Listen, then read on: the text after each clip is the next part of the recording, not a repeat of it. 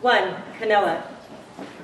Small waves break on the shore with a sound like hands slapping drum skins. Exhale and the palms wiggle their fingers. A pig tangles his feet in a rotten rope trailing from his neck and screams slaughter. Nothing changes.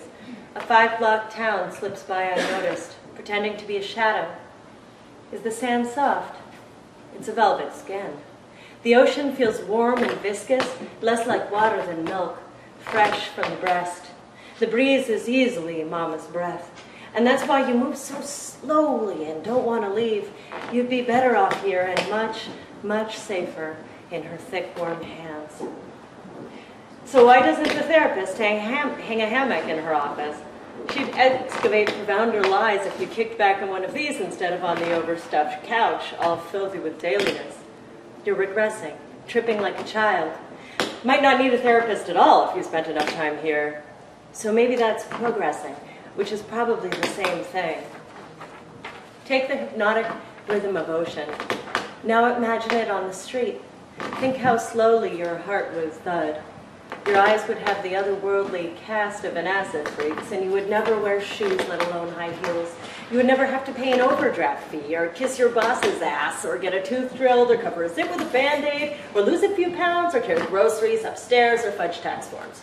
You wouldn't rear-end a tundra while trying to find a song on the radio you haven't heard 850,000 times already. This on a day that's too goddamn hot for sitting in traffic, but you have to get to a job interview because the one you have that makes you despise mankind doesn't cover your bills anyway, and you're behind on rent, and your roommate is already uptight because he smokes cigarettes in the house while staying awake nights to write articles that come out lousy and leave you feeling inept, overwrought, and nauseous from too much coffee.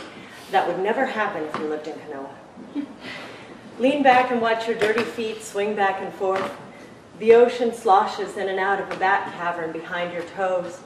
Your eyelids droop and drag you down with them into a sweet, rocking black. When you awake, you will remember none of this. In 5, 4, 3, 2, 2. Tena. I like running.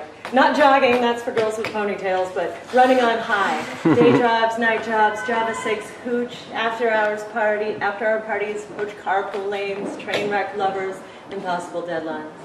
I work best under pressure, best without sleep. But there are places on this planet where people walk in slow-mo, as if the ground under their feet were made of pillowy marshmallow. The town of Tena in Ecuador's Upper Oriente has had a small airport until folks destroyed it one night as a community. They descended upon the shoebox building after dark, bashed the windows, obliterated the control panels, stole the chairs and ashtrays. Progress, development. These are notions for people who value the future above the present, who measure time without breathing it, who need money so bad forget. Why hurry? Why rush a moment? It will only be followed by another. My lover Fabricio and I traveled 5 hours in a nut wagon bus, blasting cumbia and smog into the jungle. We stuffed kayaks into the luggage racks. Tipping around a hairpin curve, we almost hit a stray cow. We did bisect a fat yellow snake. Snow-capped volcanoes, afternoon downpours, and the brash, livid green. That night we dozed in hammocks, serenaded by insomniac roosters. The next day we played in the Missaguashi River.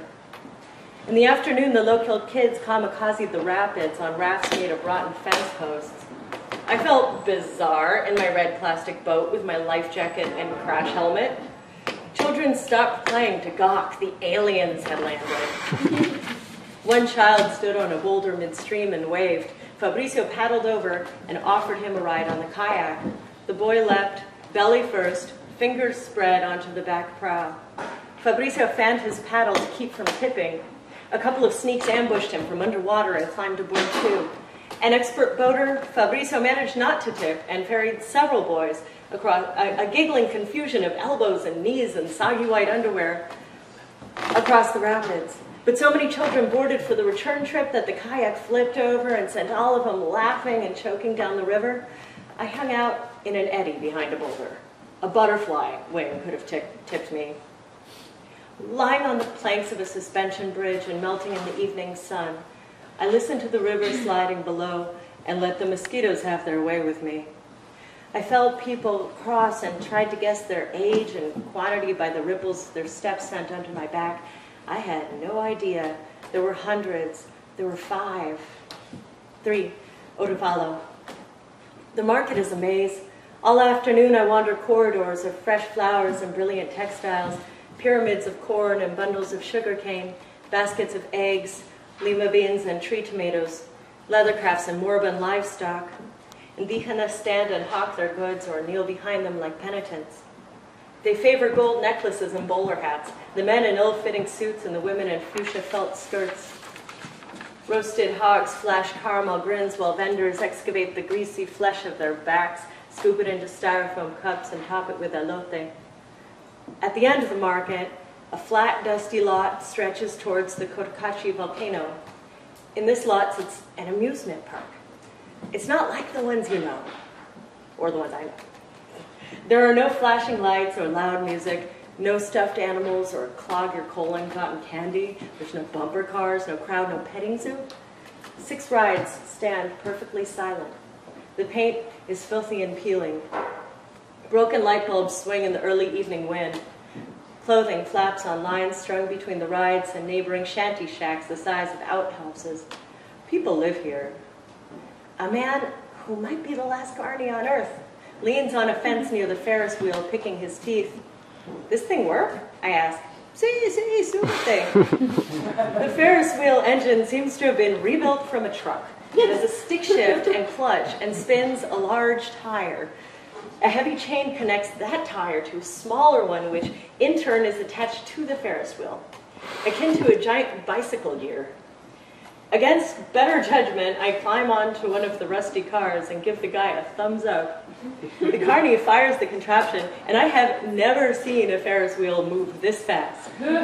My car reaches the top in a couple of seconds. The Otavalan market sprawls below. Then I whip low again, see the carny and his Frankenmotor slide past in a blur, and before I can catch my breath, I'm back on top. And because the height is shocking, and the speed seems ludicrous, and the machine trembles like a stroke victim, it feels like flying. Eyes closed, feathers poke through my skin. People dance in the street that night to a cumbia band playing slightly out of tune. Hot canelazo warms the partygoers to random travelers, and everyone wants to dance with me. The old men tell dirty jokes that hinge on puns, but they're the best dancers. A toothless grin is funny anyway, and I tip back the thermos of hot blackberry wine and twirl. So the next morning I'm paying for my sins in a blue-tile hotel bathroom when there's a knock on the door. Several people from the night before have come to drag me into the sun. I thought that because we were drinking, the friends I'd made weren't really friends, but atmosphere. I'd forgotten that an Ecuadorian fiesta doesn't die with the buzz. Events aren't separated like meatloaf and carrots on a lunch tray. It's encebollado. We drive to a roaring waterfall outside of town because nothing kicks a hangover like a cold shower. Everyone jumps in with their clothes on. I lose the splash fight, and that's proof that I'm with good people. Then it's off to the big car race. Rusted Volkswagens and Subarus putt down a cobbled street, and the crowd cheers like it's NASCAR. The racers wear jumpsuits worn by other racers in other eras. The winner flashes a debonair smile and winks right at me. 4 generations plus friends and strays squeeze into a 3-room abode for a meal that Tia has cooked all morning.